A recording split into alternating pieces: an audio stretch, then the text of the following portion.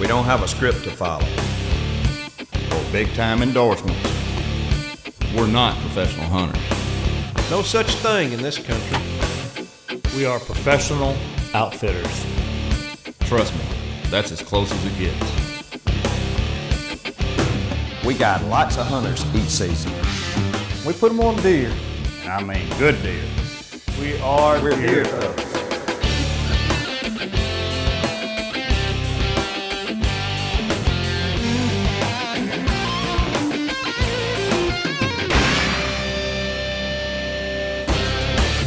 Mossy Oaks Deer Thugs is presented by Walmart. Save money, live better. Walmart. Section 1, question 1. How does hunting pressure affect your tactics? MRI, baby. Jimmy Riley, Giles Island. I want the most recent information. I'm gonna go to the last guide that's hunted that area. I want to know exactly where he hunted, morning, evening, which way the wind was blowing, and how many deer he saw. And if he had a good success, had a pattern working, seeing a lot of deer in one area, I'm going to try that pattern. But eventually, I'm going to try to find a spot in that area where nobody's been in quite a while. They don't like to, they're lazy, old bucks are lazy, they don't like to get up and run off and then have to deal with that every day. So I feel like if I can find that pocket where nobody's been in quite a while, that's what's going to give me the best chance of killing an old deer. And yeah, hunting pressure definitely affects my decision-making process when I'm trying to choose a stand location.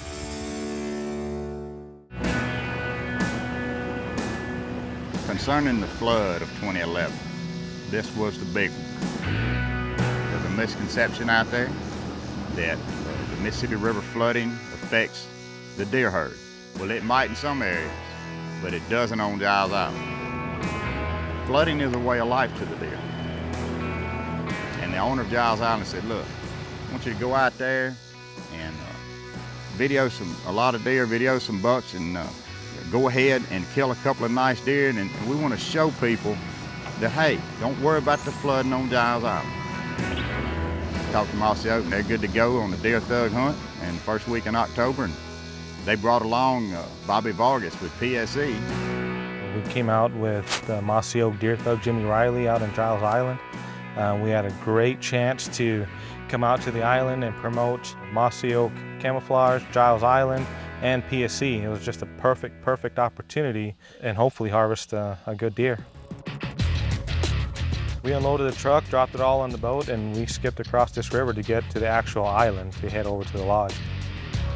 I'm still in such disbelief that there was so much water in here just 4 or 5 months ago, but I'm glad it's all gone. I'm glad everything survived, and from what you guys were telling me, it sounds like all the deer came back too, so hopefully there's a couple good shooters out there still waiting for us.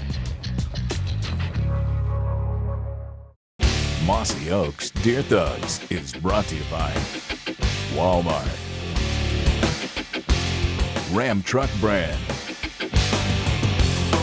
Quaker Boy, Lethal, Mossberg, and by Precision Shooting Equipment. Section 1, question 1. How does hunting pressure affect your tactics? Hunting pressure affecting my tactics, not a lot. Kevin Burleson, part of Texas bow hunting.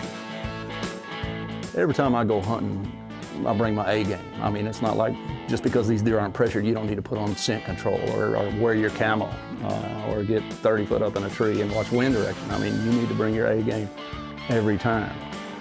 Obviously, pressured deer are going to be tougher, but I would hope that everybody would realize that big deer are tougher anywhere under unpressured situations. So, as far as changing tactics for pressured deer, look, I'm going to hunt the best way I know how to every time I go out.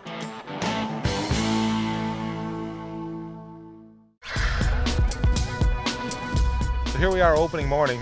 They set us up in a couple climbers. They put us over the edge of a slough where the animals are coming in to drink. We got some persimmon trees off to our right, and we're just now getting settled in.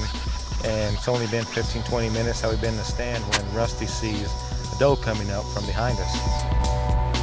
Doe. Got a doe coming in from my right. She comes up, real nice, big, mature doe. It's opening morning, and we're thinking, let's go ahead and take her. You gotta be ready in case something comes in behind her. The more I looked at her, I thought, man, we better hold out a little bit. And no sooner did I say that, got a buck. Big buck. He's a good buck. They had a big, soft horn, 10-point rack buck come slip underneath us. I can see him, but I don't have a shot. Rusty had a perfect view of this buck taking a drink, but I had a big tree right out in front of me. And we're just waiting for him to give us a shot where both of us could see him. And sure enough, he had enough and started walking off into the woods. Great encounter. He was under us for such a long time and just could not get a shot at him. Here he comes. Here he comes. He's coming back. Now I'm thinking, this is meant to be. He's gonna give me a shot this time. He's coming back to that same spot. And finally this time, he comes out and he stands out there for me and gives me a nice quartering away shot. He's wide open for me, he's wide open for Rusty, and he says, take him if you can. So I draw back and I settle my 40-yard pin on this buck. I cut it loose. And man, did I miss him by a mile. Oh man, what an opening morning. This place was underwater 6 months ago and people said deer weren't gonna come back, but I'm telling you, they're back. They're all over.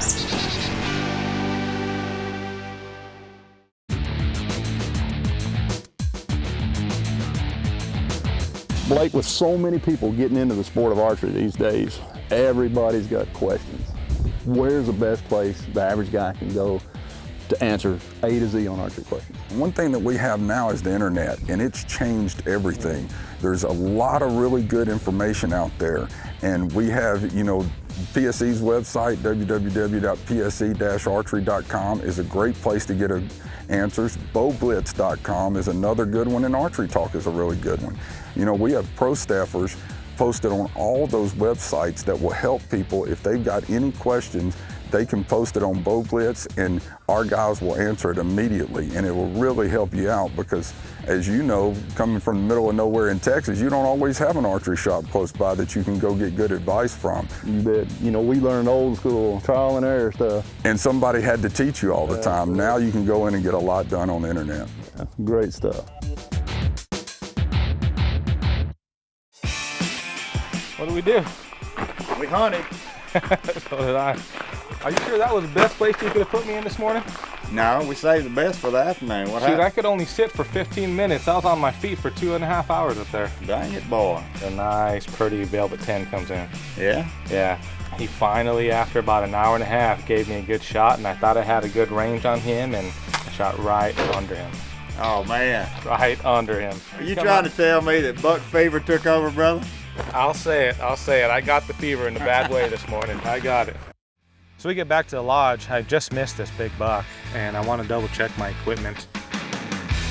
We got some targets right here. Well, that's what I'm here for. I need to double check. That's normally a doable shot for me, but I missed him by a mile, so I need to take a couple shots and double check. Well, it's good. Yeah. We got 5 more days of hunting. Yeah. And I want to make sure that my stuff's on when I get out there. Well, you and me both. Let's take a couple shots here and make sure.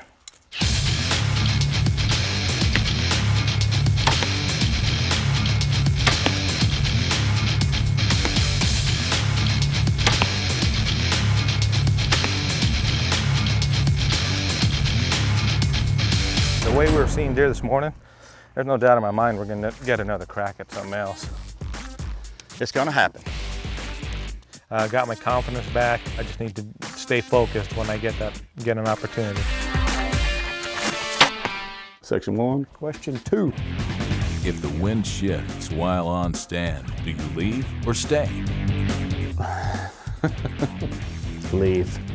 Most of the time you leave. Leave. Leave. day. Rapid Fire is brought to you by Walmart. Save money, live better. Walmart. Mossy Oaks Deer Thugs is brought to you by Come Here, Deer. Charlie O Products. New Fletch. Scott Archery. Schwacker Broadheads. And by Mossy Oak Brand Camo. Section 1, question 1. How does hunting pressure affect your tactics?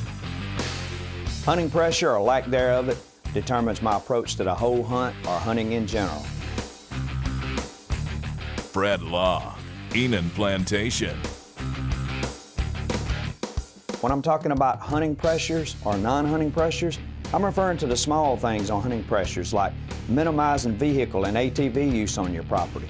If you must use an ATV or a vehicle, do it together and drive out, but don't be scared to walk. Park and do some walking so you keep them on a guessing game. When I'm referring to things such as non-hunting pressures, I'm talking about timber practices, whether it's cutting, thinning, replanting, or property or road maintenance. I schedule those things to coincide after hunting season closes, but before spring nesting season and turkey season. Get it done and then let the wood settle down, and you'll be much better off and have your hunting property fresh and soundproof. Okay, when I'm referring to hunting pressure property, which I go on some hunts or either I hunt with friends, this property that's pressured, is I want to find out how they've been hunting this property. Do they mainly hunt the first few hours of morning, maybe the last few hours of afternoon? If so, I simply adjust my time. I also want to find out, do they hunt the same stand locations? Well, all I want to do is just go down the ridge, over the hollow, just set up a little bit different, and those deer or any game, it's just like us taking a detour on the interstate. They're bypassing those tried and true spots that get hunted, so just relocate and you'll be right back into the game.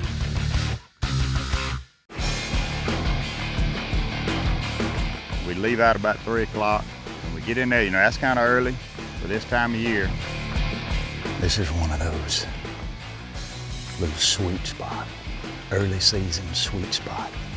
Put a trail camera here one night. Got a big deer. BTL is his name. We saw him last year a couple times, couldn't get close enough to get him. BTL stands for Between the Lakes. This may be where we camp out the rest of the week. Sitting there looking at that hog waller under that cemetery, I just knew it was game on. So now we're set up in this great stand this afternoon. It's a big open area. We're right off the edge of an old logging road. There we are, first afternoon of the Mississippi opener. It's pretty warm out here, but we got a nice little breeze. If we look down onto that road, there's a deer track all over it, so you can tell they're traveling up and down. And I think it's just a matter of time. We're gonna get up and sit tight and see what happens. And I'm glassing, I'm looking around. And sure enough, just like Jimmy said, I spot antler tips out in the bushes. There's another deer coming out. So when we first see this buck out there a couple hundred yards out, we can see he's a nice tall velvet 8-point. And once we saw him and got a good look at him and his body, we could tell he was a good mature buck. It's a good 8. It's a good 8. And at that point, that's when game was on.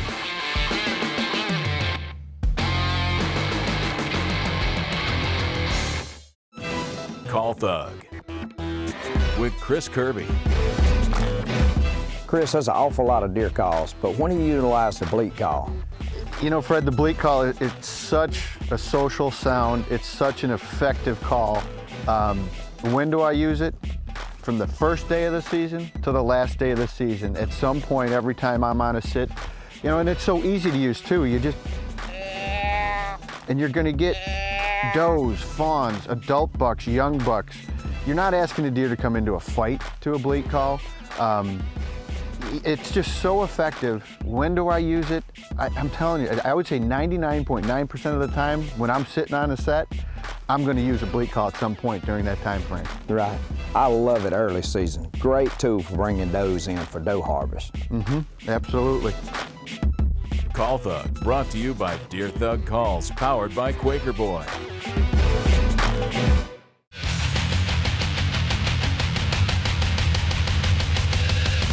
So now he's down there browsing underneath us, and we're just waiting for him to give us a good broadside shot.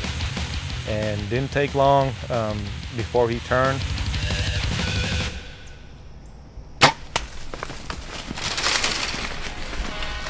Good hit. It's a good hit. He's down right there. He's down right there. Down right there. Good hit, man. No better feeling than to watch your animals go down within range when you hit them with an arrow. Awesome, awesome feeling. There he is. There he is. Look at that. Oh man, look at that. Mississippi velvet buck. Holy smokes, look at him. No ground shrinkage at all for this guy, for me. Holy smokes, what an awesome, awesome deer. Look at this buck. Man, how was that for a Giles Island buck? Jimmy Riley and the deer tugs. Man, what a great opportunity. The work's ahead of us now. I got Benji and Will coming out to help us take him out of here. I'm gonna go ahead and get out of here and get out to the road and flag him down so we can come and get him. I'm just excited. I can't tell you how excited I am. He's my biggest buck ever to date and my first big velvet whitetail at that. Section 1, question 1. How does hunting pressure affect your tactics? Well, basically, it'll affect it a bunch if there's a lot of pressure in it. Charlie O'Brien, the Catch-22 Ranch. You know, a lot has to do with where you are and what you're doing, and you know how many times guys have been in a hunting. But you know, if you're hunting a place that's been pressured a bunch, you're gonna have a tough time. I mean, the bottom line is, the more you put the heat on a deer, the less you're gonna see them. So, you know, ideally you want to go in there and spend as little time scouting as far as, you know, if you're hunting that certain area, especially if you get to know the area pretty well, you don't have to really look as much. But, you know, if you're putting the heat on a place that's been around and been put a lot of pressure on, the chances of you killing a good deer are going to get slimmer and slimmer as time goes by. Section 1, question 1. How does hunting pressure affect your tactics? You know, hunting pressure can affect your tactics a lot. Justin Akins, Canadian River Hilton. One of my main tactics as an outfitter is the lack of hunting pressure. That's something that I really stress. The more you pressure a buck, the harder he is to kill. Anybody can get lucky and stumble onto a big buck and kill one once in a while, but to keep my clients on big mature bucks, we try to scout where there is no hunting pressure. Once those big bucks get pressured, they're going to do one of two things. They're going to leave your property, or they're going to go almost completely nocturnal. And both of those things are going to make them next to impossible to kill. So what I recommend is be smart when you scout and don't pressure those deer and don't go in there and hunt them until the conditions are just right.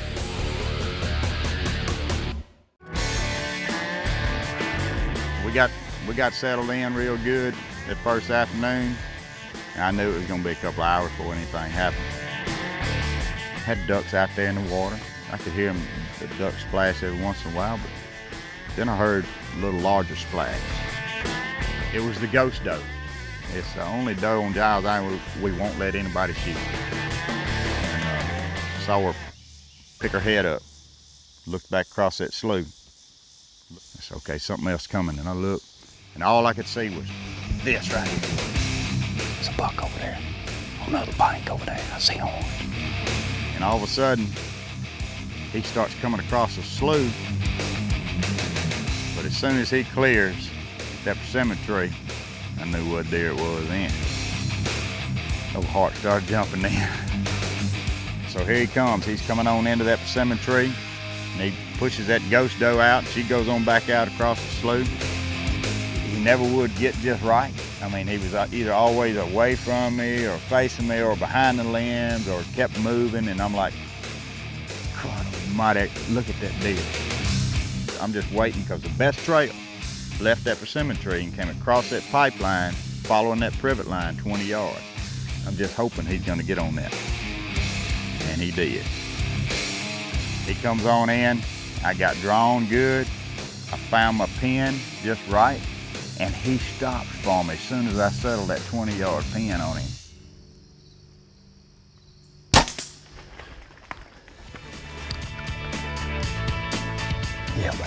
Right there, baby. That's Sand Daddy right there. That's him. That's the one we came after right there, baby. What do you think about that? Man, we did our thing up at the top, you know, high-fiving for a little while. Took us a while to get down. It was pretty close to dark, you know. It wasn't total dark, but by the time we got down, it was dark. There he is, babe. Right there. Oh. Look at that beam sticking up right there. Son.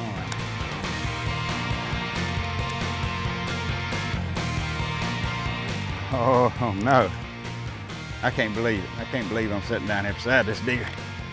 Congratulations goes out to Mr. Speed Bancroft too for giving us the opportunity to do what we do over here on Giles Island. And he sent me out here to get a good deer. He wanted to show people what we have to offer down here. Even when we have these floods, we still got plenty of big deer. And we do. I've seen it 15 years in a row, you know. I mean, the deer come right back, and this is proof of it right here. I just don't even know what else to say. This is what I do over here on Giles Island is a dream come true. It's all I've ever wanted to do, and I'm not gonna take it for granted. But right now, I'm going to get a couple of them top hands. Benji and Will, they're good at dragging deer. This hunt was like a dream come true for me. Because we set out to make good of the misconception out there that the flooding affects the deer on Giles Island in a negative way. And I think we succeeded. So if there's anybody that's misled about it, just give me a call and I'll show you some pictures.